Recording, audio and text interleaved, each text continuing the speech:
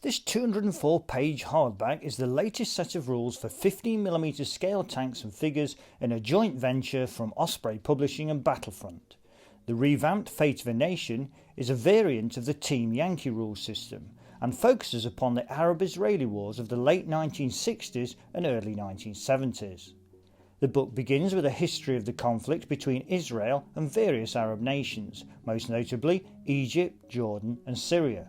The focus is upon two of the largest confrontations, the Israelis' attacks in 1967 in the Six-Day War and the Arab invasion of Israeli territory in 1973. There is a basic introduction to playing the game, including a note regarding compatibility with Osprey and Battlefront's twin set of rules NAM. There is also a beginner's guide to gaming in general, always useful to get new players involved. The teams and units and unit cards sections explain how the game stack cards work, with clearly laid out examples. The terrain section provides useful visual and descriptive examples of the typical ground fought over on a number of fronts, always helpful when routing through your terrain supplies or planning new purchases. Having dealt with the basics, the rules system section begins with a flowchart of a turn sequence, followed by the starting and movement steps.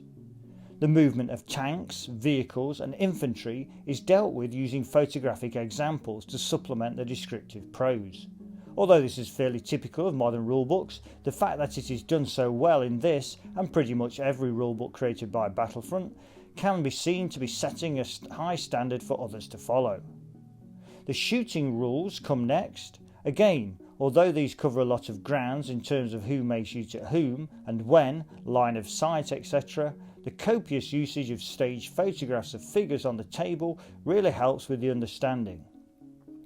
Tanks, aircraft, transport and infantry firing, or being fired upon, are covered equally well.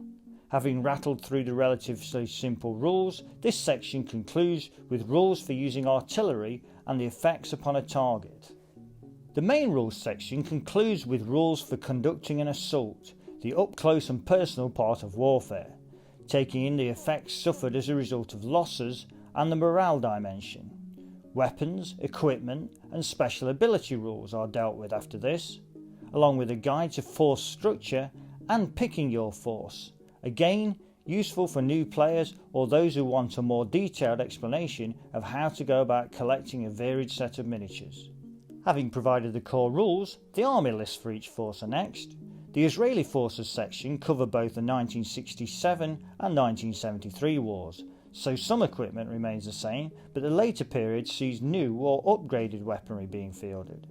The venerable Shoat. Upgunned and upgraded Centurion tanks are still here, but so too are later versions of the Magash M60, plus the Tiran 5 tanks, captured and modified T-54 and 55s from the 1967 war, which were fielded during the 1973. There are also new mechanised infantry units and special forces with their jeeps and half-tracks, plus new support weapons and aircraft. The pattern is repeated across the Egyptian, Syrian and Jordanian forces list, with a mixture of upgraded World War II equipment nestled alongside more modern weapons such as the Sagar anti-aircraft missile, T-55 tanks and MiG-21 jet aircraft.